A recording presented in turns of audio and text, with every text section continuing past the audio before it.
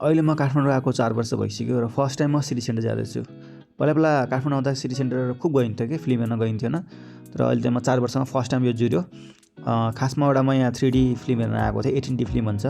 So यो कहाँ छ खोज्दै जाँदा माथि गएँ म होइन, माथितिर होला कि भनेर।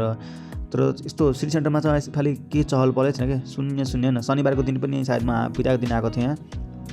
एकदमै साइलेन्ट छ कि, मान्छे छैन, कस्तो शून्य लाग्ने कि आर्थिक मन्त्री आए जस्तो।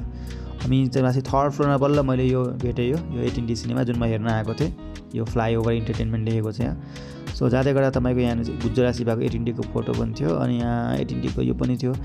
सो एक्साइटेड थियो हामी, कस्तो होला, फर्स्ट टाइम हेर्न लाग्यो होइन। त्यसपछि हामी बाहिर एउटा टिकटकको लागि फोटो लिएँ। अब रियल भोइसमै भोइस सुन्नु चाहिँ के भयो कुरा 600 भन्नुभयो है। कुन छ अहिले फेरि?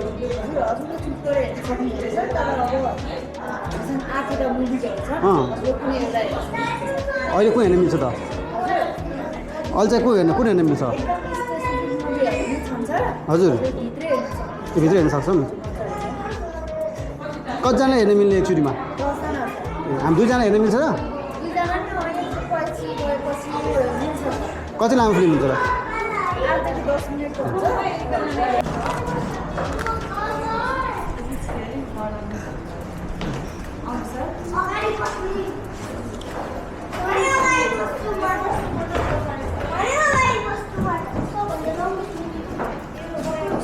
अगाडि बस्नु न, पछाडि बस्ने? पछाडि छ। अगाडि आउँछ यसमा मजाले समात्न सक्नुहुन्छ। दायाँ बायाँ प्रश्न गर्नु होला मेसिन चलेपछि। अनि सिधा दायाँ बायाँ भन्दा पनि सिधा अगाडि हेर्नुहुन्छ, अझै रियल फिल पाउन सक्नुहुन्छ है। र सबैजनाको लागि फन्टास्टिक जोर्नी लगाएको छु है त।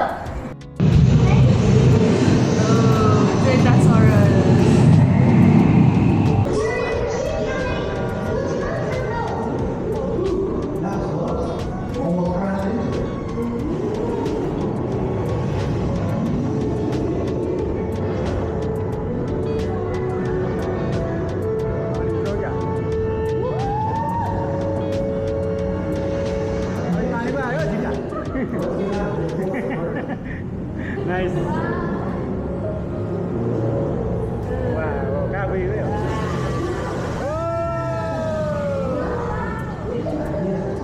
फिल्म सक्यो। सो यसो हेरेमा चाहिँ ग्लिटरबाट केही झरेको छ कि, टाउकोमा त लागेको रहेछ, हातमा त लागेको रहेछ। सो म तल झरेँ। जस्ट फिल्म चाहिँ ठिकै थियो होइन, तर मलाई गाडी लागे जस्तो भयो होइन। सो तल एकचोटि सपिङ गरौँ भनेर यो यसोमा छिर्यो।